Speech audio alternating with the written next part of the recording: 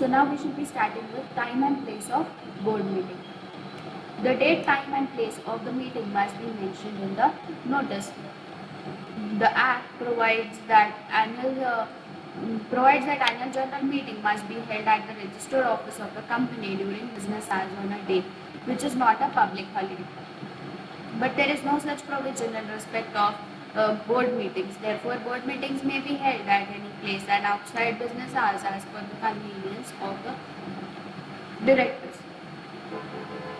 Place of meeting. The register of contracts must be kept at the registered office of the company. This register shall be available at the board meeting also.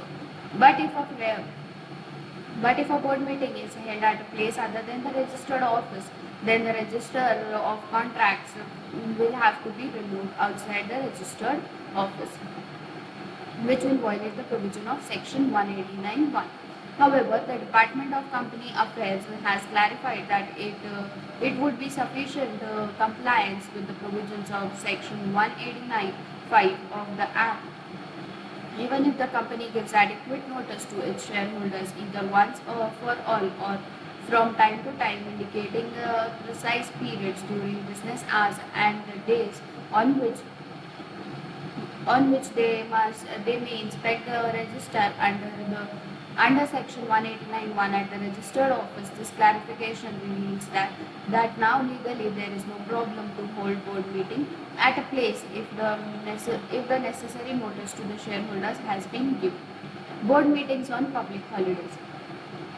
As per section 174(1), an adjourned board meeting cannot be held on a public holiday. On this provision, Company Law Board stated that section 288 does not prohibit a company from holding its original board meeting on a public holiday unless its articles of association provide otherwise. That means the Company Law Board may not have any objection if any company holds the original board meeting on public holidays. Chairman of the board meeting. Every company should have a chairman who would be the chairman for the meeting of the board. It is the duty of the chairman to see to it that the meeting is duly convened and constituted as per the provisions of the Act or any other applicable guidelines, rules and regulations before it proceeds to transact business. The chairman should conduct the proceedings of the meeting and see to it that only those items of business which are mentioned in the agenda are transacted, and generally in the other order in which the items appear on the agenda. The task of the chairman is to encourage deliberations and debate and assess the sense of the meeting. The chairman should ensure that the proceedings of the meeting are correctly recorded, and while doing so, he may exercise his discretion to include or exclude any matter. So far as public company is concerned, if the chairman himself is interested in any items of business, he should entrust the conduct of the proceedings in respect of such item to any other disinterested director and resume their chair after the time of business has been transacted. So now what we understand from all this is, firstly, the time and place of the board meeting. The time and place of the board meeting must be mentioned in the notice, and the annual general meeting must be held at the registered office of the company during business hours and on any day which is not a public holiday. But there is no provision in respect of board meetings that where the board meeting shall be held, but it should be held in business hours. Next, place of meeting. Place of meeting for board meeting shall be either at the registered office of the company or shall be availed at any other place other than the registered office, where contracts will be have to be removed outside the registered office. Then, as per board meetings on public holidays, an adjourned board meeting cannot be held on a public holiday, and the Company Law Board stated that section 288 does not prohibit a company from holding its original board meeting on public holidays unless its articles of association states the same. Then we have studied about the chairman. One person shall be appointed as the chairman of the board meeting, and he shall duly convene and transact all the proceedings of the meeting. Next, we have quorum for the meeting. Section 174. Quorum means the minimum number of directors which must be present so as to constitute the meeting valid. The quorum for a meeting of the board of directors of a company shall be one-third of the total strength, any fraction contained in that one-third being rounded off as one, or two directors, whichever is higher, and participation of the directors by video conferencing or by other audiovisual means shall be counted for the purposes of quorum under this subsection. So the quorum for the meeting. So the quorum of the meeting shall be minimum one-third of the people, and they can join through whichever means possible, that is by video conferencing or by audio visual means, and shall also be counted for the purpose of quorum. The continuing directors may act notwithstanding any vacancy in the board, but if and so long as their number is reduced below the quorum fixed by the act for a meeting of the board, the continuing directors or director may act for the purpose of increasing the number of directors to that fixed for the quorum or of summoning a general meeting of the company for no other purpose. Where at any place, where at any time the number of interested director exceeds or is equal to two-thirds of the total strength of the board of directors, the number of directors who are not interested directors and present at the meeting being not less than two shall be the quorum during such time. For the purpose of this section, interested director means any director who is personally interested in the matters before the board meeting. He should not take any part in the discussion or vote on any contract or arrangement entered into by or on behalf of the company.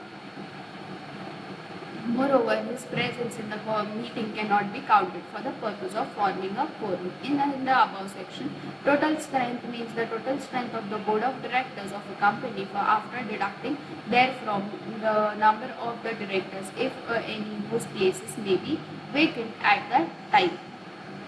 So, in this case, if there are more than two personally interested directors, in that case, they shall not be considered and the meeting shall take place without these directors. Interested directors means any person who is personally interested in any of the matters of the company. Then next we have adjournment of meeting for want of quorum. Where a meeting of the board could not be held for want of quorum, then unless the articles of the company otherwise provide, the meeting shall automatically stand adjourned to the same date and same time and place in the next week, or if that day is a national holiday, till the next succeeding day, which is not a national holiday, at the same time and place. A quorum must be a disinterested quorum. That means it must be comprised of directors who are entitled to vote on the particular resolution before the board. It should be noted that the quorum must be present throughout the meeting. Hence, the quorum present only at the commencement of the meeting is not sufficient. It should be present at every stage of the meeting. If the quorum is not present, the business transacted at such meetings becomes void. Where a meeting is called but could not be held for want of quorum, it shall be treated as a contravention of section 173 of the Act, which requires at least one meeting in every 3 months and at least 4 such meetings in every year to be held by a company. So, quorum must be a disinterested quorum. That means the directors who are there are not interested in particular resolution of the company because they are personally interested in such resolution. Now next we have passing of a resolution by circulation, section 175. No resolution shall be deemed to have been duly passed by the board or by a committee thereof by circulation unless the resolution has been circulated in draft together with the necessary papers, if any, to all the directors or members of the committee, as the case may be, at their addresses registered with the company in India by hand delivery or by post or by courier or through such electronic means as may be prescribed, and has been approved by a majority of the directors or members who are entitled to vote on the resolution. So, passing of a resolution by circulation means what? That whatever resolution has to be passed, it shall be circulated in a draft and with all the papers which are necessary to all the directors or members of the committee, and they shall be sent to the registered address of the company by hand delivery or by post or by courier or such electronic means as may be prescribed by the Companies Act, provided that where not less than one-third of the total number of directors of the company for the time being in force require that any resolution under circulation must be decided at a meeting. The chairperson shall not put the resolution to be decided at a meeting of the board. A resolution under subsection 1 shall be noted at a subsequent meeting of the board or the committee thereof, as the case may be, and made part of the minutes of such meeting. Many times it becomes difficult or impracticable to hold a board or a committee of boards meeting to discuss upon a matter which an urgent decision is required or to save the expenses required for conducting such a meeting, and in order to enable the directors to consider any such matter without being required to assemble together for such a meeting, the resolution can be passed by circulating the same among the directors or members of the committee. However, so as to make this resolution valid, it must comply with the provisions of Section 175 of the Act as mentioned in the earlier paragraph.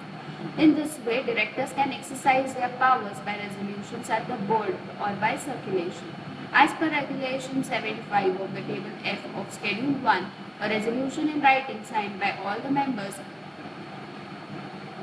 of the board or of a committee thereof for the time being entitled to receive notice of a meeting shall be as valid as effectual as if it had been passed at the meeting of the board duly convened and held.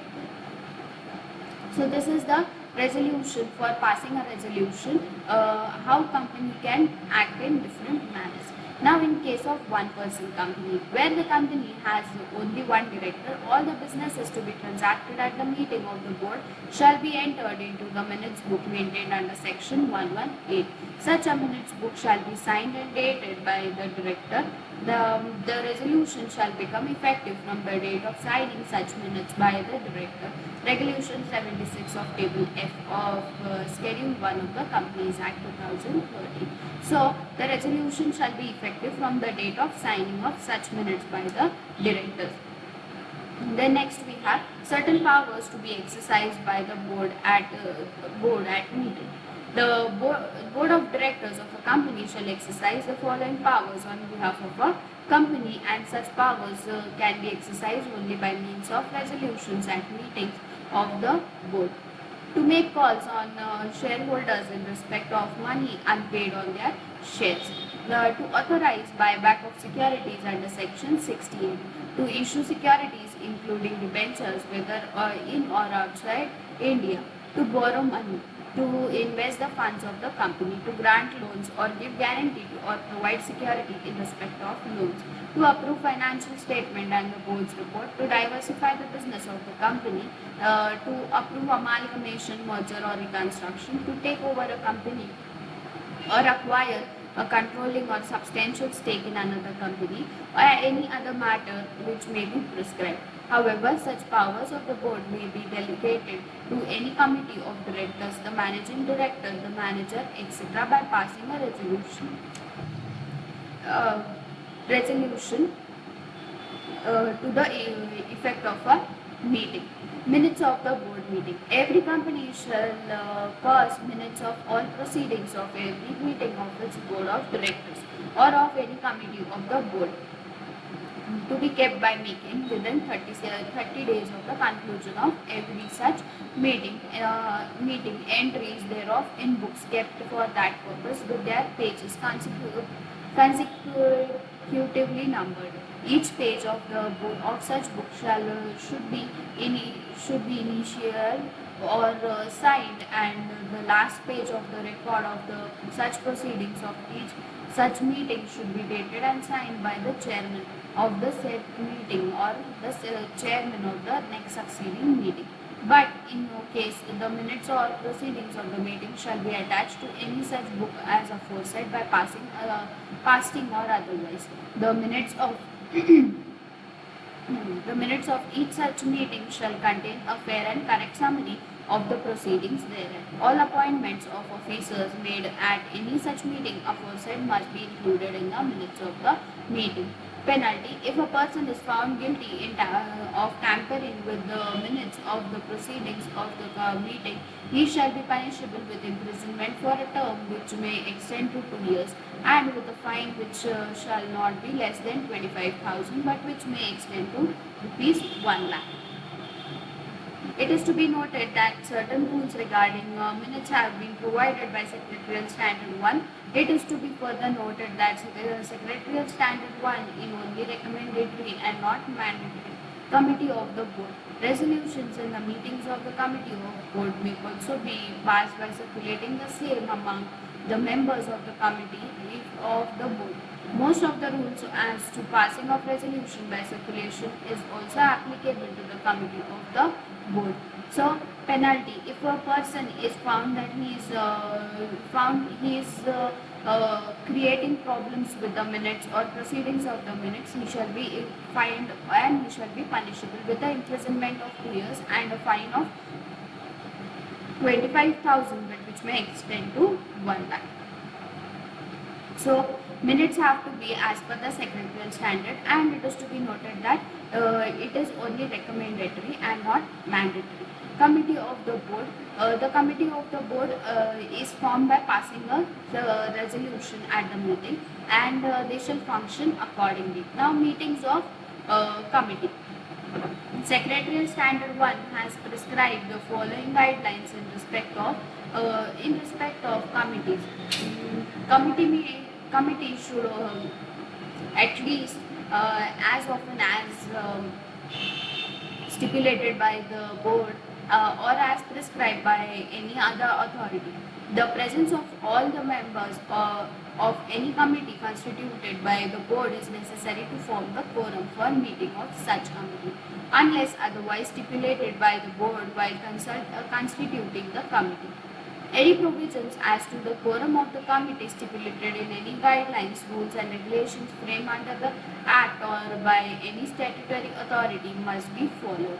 The board, while constituting any committee, should also appoint the chairman of the committee, unless such appointment is to be made in accordance with any other applicable guidelines, rules and regulations. It may be noted here that the Secretarial Standard 1 issued by ICSI suggests that draft of the resolution and the necessary paper to be circulated by hand or by post or by femicide or by email or by any other electronic mode. So in committee meeting, the resolution or the draft of the resolution can be passed on through any means which is possible. Then next is requisites of a valid meeting and applicability. General laws relating to the meeting. Various kinds of meetings are held in the committee.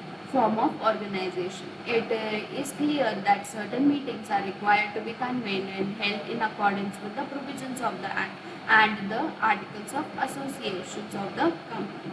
If the provisions of the Act and articles are not followed while conducting such mere company meetings, then such meetings and the proceedings therein would be invalid, and then the whole exercise of holding meetings will be futile and it will not lead to any fruitful results. Hence, meetings of a company would be valid only when they are duly called, legally constituted and conducted with proper procedure. In this context, it becomes imperative to know the requisites of a valid meeting. Private companies can frame their own rules for the purpose of holding their general meetings. However, public companies are under an obligation to follow rules laid down in the Act.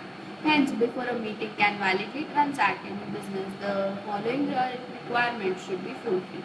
The meeting must be duly convened by a proper authority. A proper notice must be given to the proper persons. It should be legally constituted meeting. It must be properly conducted. So, let us discuss about the requisites or requirements that should be fulfilled for the meeting. The meeting duly convened by a proper authority. A meeting of company must be duly convened by a proper authority. Proper authority. The authority to convene a general meeting lies with the board of directors. However, under certain circumstances, meeting can also be called by the members or the central government or tribunal.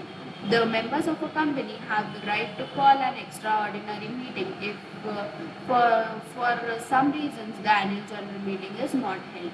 The tribunal may direct the calling of an annual general meeting or call, hold and conduct the same. So proper authority. The board of directors shall be the proper authority for the central government or for convening the meeting. Then proper notice must be given to the proper person. Proper notice. The notice of a meeting must be in accordance with the general rules in relation to notice and the articles as well as the provisions of the uh, pro- provisions of the act. The notice must contain date, place, time of the meeting and the business to be transacted. It must be in a written form or through electronic mode in such a manner as may be prescribed, and it should be given to every member of the company 21 days before the date of the meeting. A shorter notice less than 21 days is possible if all the members entitled to vote have consented to it before and after the meeting. However, in the case of any other meeting, the consent of the members holding 95% of the paid up share capital or 95% of the voting powers in the case of a company without share capital shall be sufficient to validate a shorter notice.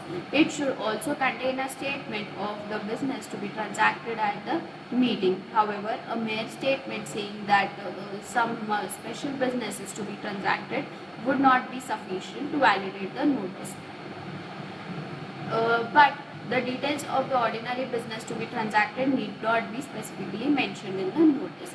At the annual general meeting, business of considering accounts and directors' reports, the declaration of dividends and the appointments of directors and auditors and fixation of the remuneration are considered as ordinary or general businesses. Any other business at the annual general meeting and all businesses at extraordinary general meetings are considered as special business. So, a proper notice shall be given 21 days prior to the meeting, and a shorter notice can also be given provided the members agree to the same. Then next, explanatory statement. Where special business is to be transacted at an annual general meeting, a notice to that effect is required to be annexed to the notice calling the meeting. The statement must contain all the material facts concerning each item of the special business and should also disclose the interest of any director or other managerial personnel or any relative of director or managerial personnel in the matter. The explanatory statement would be useful to keep members properly informed about the special business to be transacted at the meeting. Omission to give notice. If notice is not sent to anyone per or more members deliberately, the meeting would be invalid. But the accidental omission to give any member to whom it should be given should not invalidate the proceedings. Whom to send notice? Notice of every meeting must be served to every member of a company, legal representatives of the deceased members, the official assignee of the insolvent member, the auditors of a company, every director of the company, legally constituted meetings. So, we shall start with legally constituted meetings from the next class.